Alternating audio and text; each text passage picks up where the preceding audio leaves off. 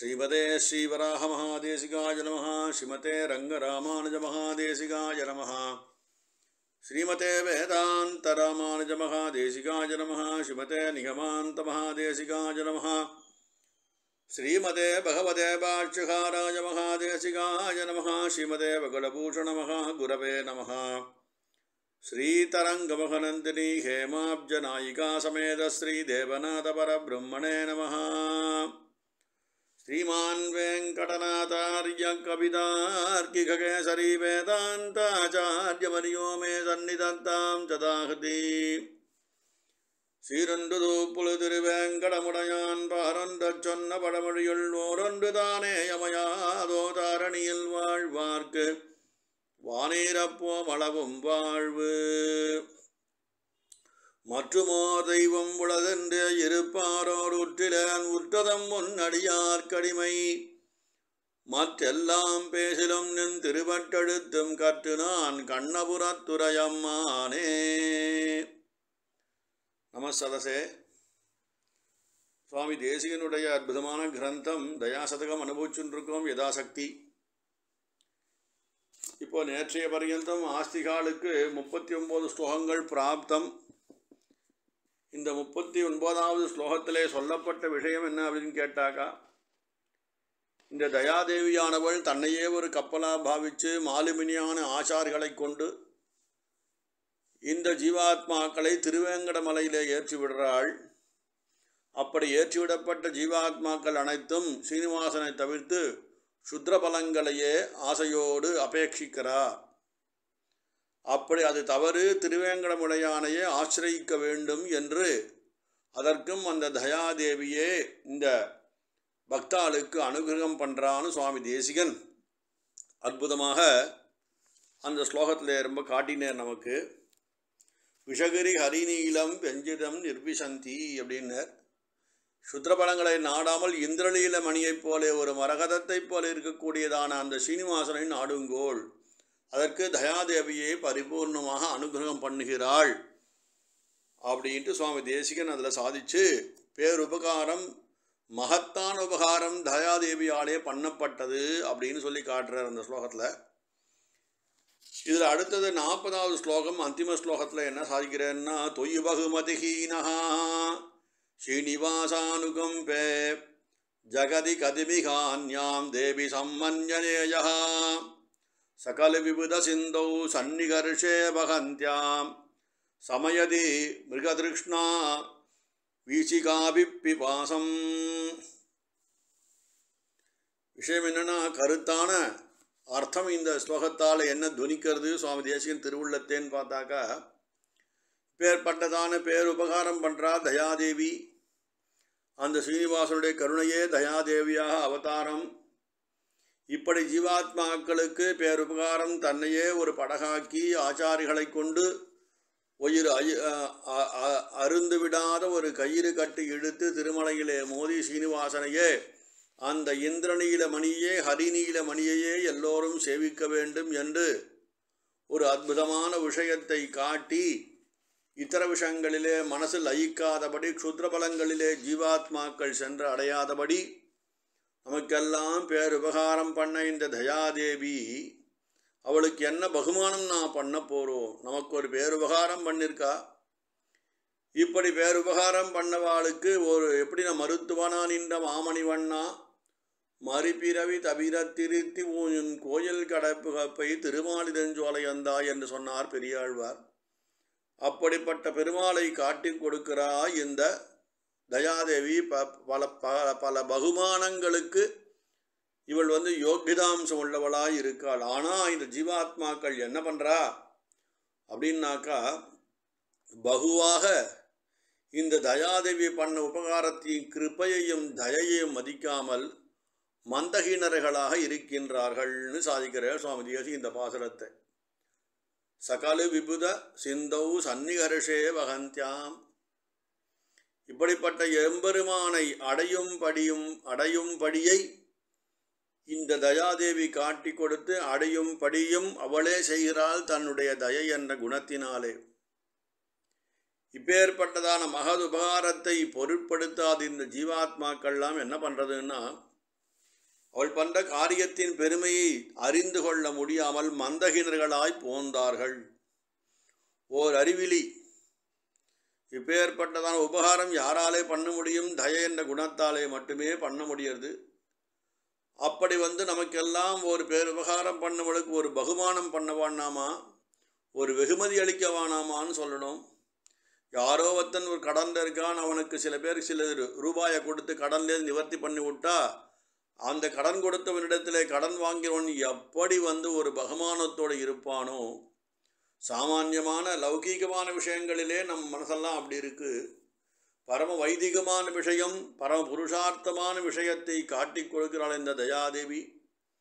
பாபங்களை ஒழித்து சம்சார சாகரத்தை நிவர்த்திப்பித்து திருவேங்கட மலையை கிட்டி அந்த மலையின் மேல் ஏற்றி, மலையின் மேல் நீ யாரை தொட வேண்டும் சுத்திர பலங்களை அபேட்சிக்காமல் திருமலை சீனிவாசன்தான் இந்திரனில் ரத்னம்னு காட்டி கொடுத்து அவனே அந்த நமக்கெல்லாம் ரொம்ப பலமாக இருக்கக்கூடியதான அந்த அந்தவிலா பேரின்பத்தை அளிக்கக்கூடியவன், சம்சாரத்தை நிவர்த்தி பண்ணக்கூடியவன், சம்சாரத்துக்கு மருத்துவன் என்ற மாமணிவண்ணன் என்றெல்லாம் சொல்லி காட்டி கொடுத்த தயாதேவின் பொருட்டு நாம் எல்லாம் ஒரு பகுமானம் பண்ண வேண்டாமா அப்படின்னா, பெருமாளை எப்படி செவிக்கும்படியும் சொல்லித்தரா. அப்படி சொல்லியும் ஒருவன் இந்த ஜீவாத்மாக்கள் கேட்காமல் மற்றுமோ தெய்வம் உளதென்று வேறு விஷயங்களை நாடி செல்கிறார்கள். அப்படி போனால் அவள் என்னன்னா சாஸ்திரத்தில் சொல்லப்படாததான அவிதிதபூர்வமாக ஒரு யஜனம் பண்ணுவாரை போலேன்னு சொல்கிற சுவாமி தேசிகன்.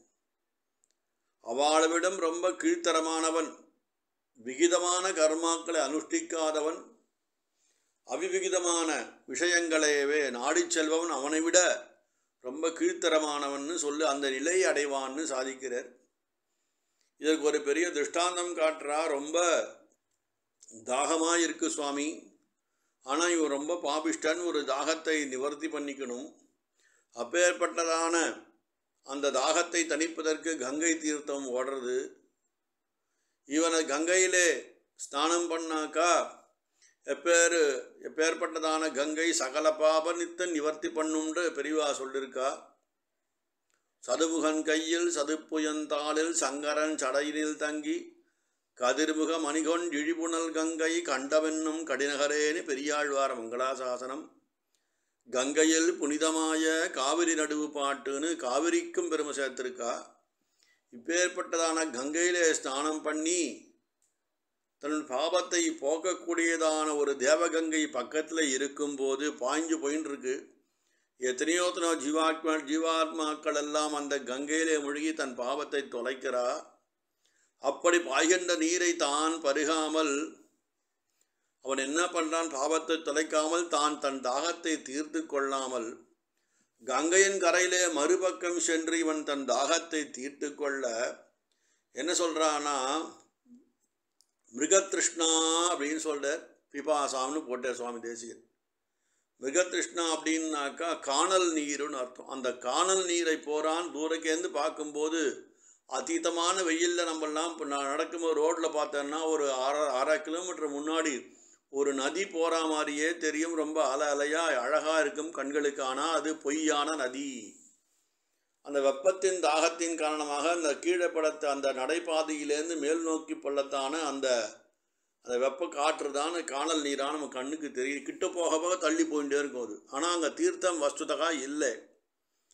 இப்படிப்பட்ட அதீதமான பாபத்தை பண்ணவன், அதீதமான தாகத்தோடு இருப்பவன், தேவகங்கையின் அருகிலே வாசம் பண்ணுறவன், அந்த கங்கை நீரை பெருகி அங்கே இந்த கங்கை நீரிலே மூழ்கி தன் பாபத்தையும் தாகத்தையும் தீர்த்து கொள்ள தெரியாதவன், அதை அபேட்சிக்காமல் உபேட்சித்து அருகிலே ஓடும் காணல் நீரை ஓடுகின்றதான சொல்லப்பட்டதான காணல் நீரை பருக போகிறான் பாருங்கோ.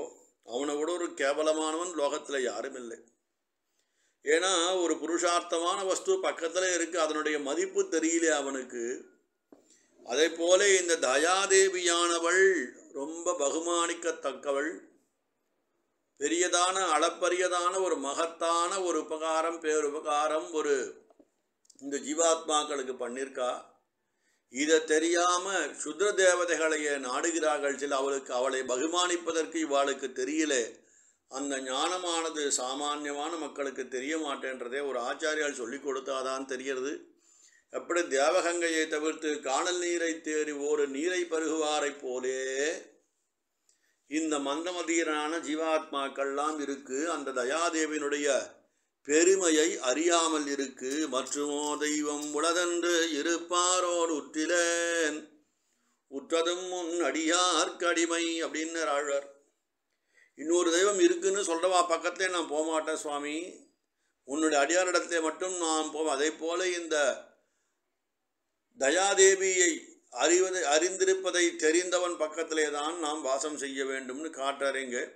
அதனால தயாதேவி பகுமானிக்கத்தக்கவள்னு இந்த ஸ்லோகத்திலே காட்டி சமயதி மிகதிருஷ்ணா வீஜிகாபிகி பிபாசாமம் சொன்னார். தொயி பகுமதிஹீனகா சீனிவாசானுகம்பேன்னு முதல் வரிகளை கொடுத்து இவள் பண்ண பேருபகாரங்களுக்கு இவள் பகுமானிக்கத்தக்கவள்னு காட்டினார். ஆகமொத்தம் இந்த பாசுரத்திலே அவளை நாம் போற்றி புகழ வேண்டும் சொல்றது ஸ்பஷ்டமாக சுவாமி தேசிகன் சாதிச்சிருக்கார். கீழ்கண்ட 10 பாசுரங்களாலே இந்த பதிகத்தினாலே சொல்லப்பட்ட விஷயம் என்னன்னு கேட்டால், இந்த தயாதேவி என்ன பண்ண அருவிகள் தயயுருவாய் அமைந்ததுன்னு முதல்ல சாதிச்சார். எல்லாம் ஸ்ரீனிவாசனை அடிமை கொள்ளும் பெருமையை பகர்ந்ததுன்னு சொன்னார்.